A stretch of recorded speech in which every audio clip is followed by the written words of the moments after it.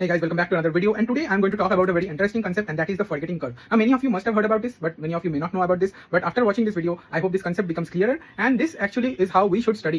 Even I am trying to incorporate this in my study schedule so that I become better with time. But yeah, I also want you guys to learn about this, and hope you have fun learning about this. And if you like this video, make sure you let me know in the comment sections, and also follow this page. Okay, so this is basically how the curve looks like. All right, and it is called the forgetting curve. It was discovered by a psychologist known as Hermann Ebbinghaus, and also known as Ebbinghaus forgetting curve.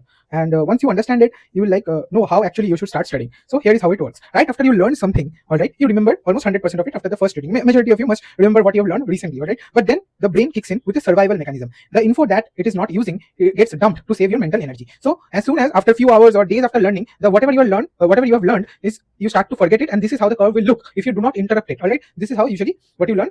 There is a steep curve that of forgetting that follows it. So in the first 20 minutes, your retention drops fast. Within hours, you lose another chunk, and within 24 hours, 70% of the information that you have learned will be forgotten. And this is basically a scientifically proven thing. All right, now.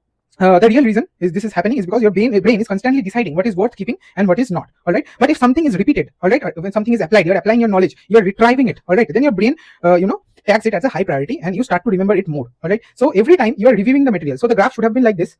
The information you've learned, you should have forgotten this, but then you interrupt it with the first revision. You see, it is rising again, and then it starts to again fall. Then you again interrupt it with another revision. It again starts to fall, then another revision, and then another revision. Like this, it almost flattens out. So that's how you transfer something that you have learned from a short-term memory to your long-term memory, by actively relearning the material, by reviewing it, and by recalling it. Not relearning exactly. If you just keep reading the same notes again and again, it is not that effective. What is effective is when you use active recall methods. For example, using flashcards or MCQs to revise the information that you have already learned. Now that will help you actually retain much more. And even I am trying to apply this in my studies, as I already said. So yeah, that was all about the forgetting curve. So usually the usual dates of revision are the first day, third day, 7th day, 14th day, and after 1 month. So this is the basic sequence that you need to follow, and I'll be coming up with more tricks or information like this in future. And if you want to join me, make sure you follow this page, and as always, keep brainstorming.